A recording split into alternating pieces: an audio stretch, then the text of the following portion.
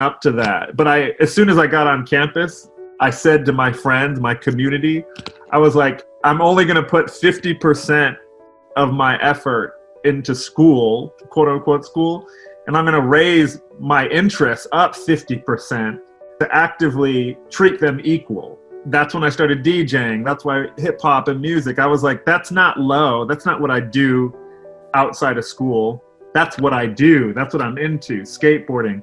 And literally to get to where I'm at today, if I hadn't spent so much time on that other 50%, being curious about art and learning things that weren't on my curriculum, I wouldn't sit before you today. There was a farmer's market that my roommate and I, we were getting, like, we weren't eating fast food. He was like, I want to be a chef. And I was like, you're my roommate. Let's do this. So my classroom just kept getting bigger. You know, that's why I travel. That's why I don't see a limit between Paris and Chicago. It's like, I live here, but no, that's not, there's no limit. And I think that young people, I know it's hard. It's lofty goals to be like, don't believe in, abolish the stereotype and don't believe the box that they put you in. But life is so short that you can't waste even a day subscribing to what someone thinks you can do versus knowing what you can do. And that's like the switch. It's like the switch in your head is if you can get to a place where you can act on that in the next hour after we're done speaking, I guarantee you it's a domino effect. Everything just starts like, sort of like, you know, obliterating itself away. It's this, like I'm designing this candle, right? Or like the student or the classroom is this. Like if I put this candle in an all white gallery space, it looks like a piece of art. If I put it on like in a garage, it looks like a piece of trash. You know, like someone would throw it away. It's dented. And I think I often use this analogy in design. I could either design the candle and spend a lot of time like telling you about the candle, or I could just design the room that it sits in. I think it's all like an open book diary for me to be myself. You know, I'm just a kid from the US skating. That's like where I came from. Me and my friends, we participated in streetwear for like the 3 or 4 life cycles of it. I grew up printing my own t-shirts and giving them to friends for their local skate things, and then that era was dead. Supreme is my Louis Vuitton. This to me is a Margiela of its time. There's no stylist, we style ourselves, whatever feels comfortable. But then who's gonna be designing, who of that generation of all these t-shirt brands is actually gonna parlay and play with capital F fashion so that they respect it. Out of all that, I wanted to do Off-White. One of the greatest lessons that I've learned in building sort of like my sort of career path in like streetwear or fashion is, in an ironic way, is like being very concise. You know, I think because your life, especially like a young life, it's like absorbed by like things that you've been into like very passionately.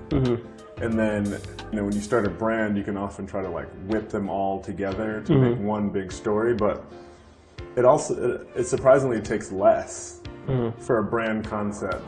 The less it is, the stronger it is. The more focused, the more, you know, when your brain starts drawing parallels between, say, like Olympics, Nintendo, and anime, then it can start to get a little bit like fuzzy as to like what does the brand really mean. You know, like the biggest trick in design that I use is just like hyper focus and then repeat.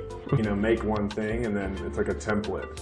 When I see this, I see like 7 brands. You know, 7 strong brands. Like you said some amazing like things that you might not even realize because you're so like into the whole world that, you know, this is you, and then you have one brand. You know, it's also smart to realize like you don't just have one brand in you. You know, like there could be more. Just going back out of things that I've heard in your sort of pitch, that you should consider like focusing in on that and not everything. Now you're just working for yourself. Like as you go on over like the next time period, like you should be thinking, not necessarily, that's why collabs work. It's like, hey, I'm gonna do a collaboration with this brand or this model or this website. Then all of a sudden they start talking about it, and then you're talking about it, and now you have 2 people talking about the same thing, which is gonna grow your audience. Right now, if all your stuff is just kind of going to your audience, it's sort of insular. I'm gonna fold it. They all just go to the background. Then you pull in certain things, but it's like this, you're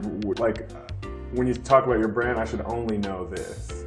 It's a construct. You know, it's not, it's a way, your brand stands for this. That way you can always go into Canada, you can always go into like a sort of military nuance thing, but it's always related to this sort of global concept. Like one of the best pieces of advice that I have in like my career is being able to love something and then like throw it in the trash. Ways to do that within just what you're focusing on. Like your end goal might just be like, oh, let me just make the collection and put it up on my site. But I think you should set a goal of having an editorial feature on Hypebeast or selling it at Hypebeast on their site. You know, like finding local ways, you know, finding a rapper locally and being like, hey, I'm gonna do your whole tour. It's gonna be this. And then you post it on your Instagram. And I'll give you all the clothes that you need and I'll do your merch. You know, like that way you're working on your brand, but it's also like an outlet for someone else to like speak about it as well.